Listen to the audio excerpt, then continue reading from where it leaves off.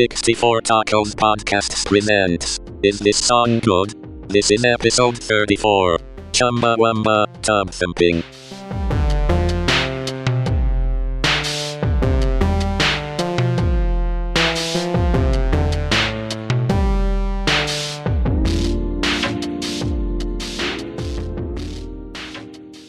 Okay, welcome back to the Is This Song Good podcast, the 64 Tacos podcast. This time we're still doing our songs that were extremely popular for one reason or the other, radio hits or whatever, and we're trying to decide why they're popular or why other people liked them so much when most of us didn't, maybe. So we're going to suss that out. And this time we're doing Chumbawamba, the song Tubthumping from their album Tub Thumper that came out in 1997. And when this song came out, it was a huge radio hit. I don't think it got to number one on the U.S. Billboard 200 or Hot 100. I think it did. It did. It got to number one on some of the U.S. charts, but I'm not sure if it got to all of them. But it definitely got to number one on a lot of other country charts because I think the band comes from England, the UK. I tell you what, it got to number one in my heart. That's for sure. Okay. I had a lot of fun with this song back in 1997 or whenever it came out. For some reason, I was one of the people who absolutely loved it. And looking back, I think, what in the world was I thinking? It's kind of a garbage song. But yeah, I mean, I remember sitting down in the basement and, hanging out with Chris Jordan, and he loved it too. And we'd just rock out to Chumbawamba and just have a good old time having a, whiskey drink and a vodka drink and a cider drink and a lager drink. It's just so weird because it's like this British pub anthem, right? And then it sort of took over American airwaves and other worldly airwaves for the time that it was really popular. And yeah, I there are parts of the song that I don't dislike. I think the most egregious thing is that it's just so repetitive and it like gets into my subconscious, and I don't like that. Yeah. No. What do you think, Dan? The repetition. We talk about that a lot. I don't know. We're going to find too many of these songs that aren't repetitive. I don't know if I ever loved it a ton, but I never really got tired of it either, which is strange. I mean, I don't know if it's just because it's the soccer chant, chorus is different from a normal chorus. The fact that, they toss these little like little horn parts in, and then you have the variation with the female singer doing the verses, all really repetitive. I always kind of liked it, and I still kind of like it.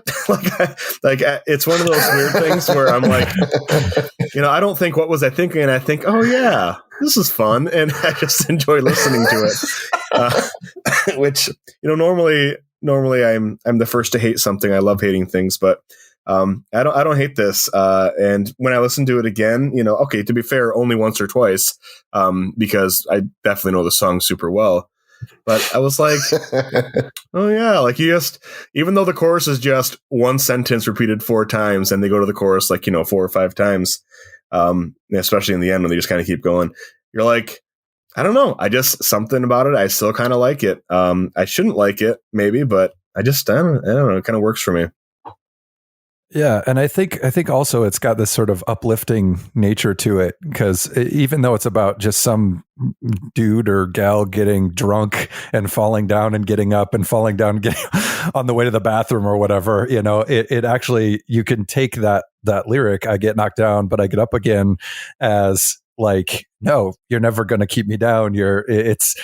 I'm not going to be oppressed. It's almost like a fight against, I don't know, fascism or something. Well, the band, you could take it a bunch of different ways. The band Chumbawamba is a sort of like anarchist and political band.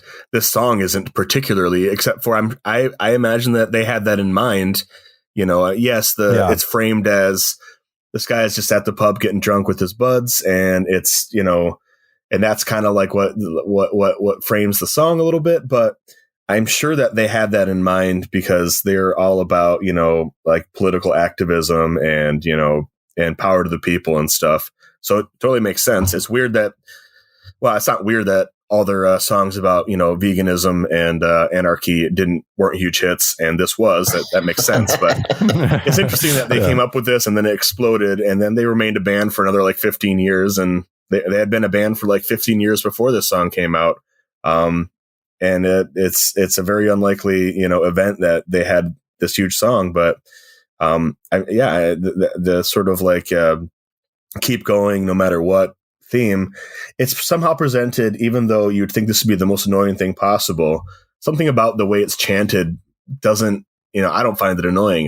You know, if anything, you get a little like fired up by it, which is the point, you know. But yeah, it's kind of you know, in the same way as like Rage Against the Machine chants and you know. Right, yeah. Anthem type songwriting. They're Britain's Rage Against the Machine. Yes. Does anybody know what tub thumping means? I remember reading something about this at some point, but I do not know anymore what in the hell it means. Tub thumping, expressing opinions in a loud and violent or dramatic manner. Makes sense, because that's the song. Tub thumping speech. That's you know, that's exactly what the song does. So yeah, I you know, the only thing I don't like about it is the Danny Boy part, because, you know, that's my name, and I've many times over the years heard people like saying "Oh Danny Boy" at me, and I'm like, "Oh, shut the fuck up, I hate you." But so that's the only thing I don't like about the song. That I was kind of like, it just like the back of my neck a little bit, like you know, but. Other than that, I just think it's good fun. How dare they bring you into this? I know it is all about me. Yeah. All right. Well, so are we saying this is actually a good song? I think so. I enjoy it. Whether it's good or not, I don't know, but I have fun listening to it. Okay. So next week we're gonna switch gears completely. And we're going to go with the Billy Ray Cyrus classic, Achy Breaky Heart. Oh boy. Oh, jeez. Oh, no.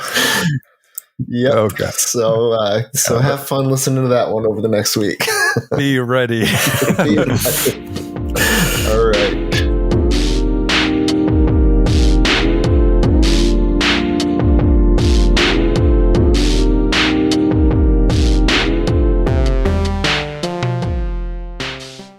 I caught it on audio.